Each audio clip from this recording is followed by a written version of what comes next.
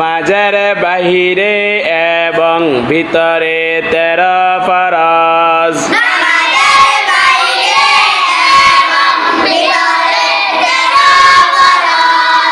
নামাজের বাহিরে 7 ফরজ।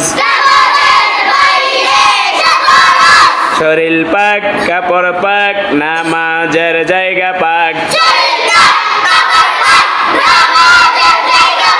ছতর ঢাকা, কিবলামুখী হওয়া, ওয়াক্ত মতো নামাজ পড়া, নামাজের নিয়ত করা। নামাজের ভিতরে 6 ফরজ। তাকবীরে তাহরিমা বলা, খাড়া হইয়া নামাজ পড়া, কেরাত পড়া, রুকু করা, 2 সিজদা করা,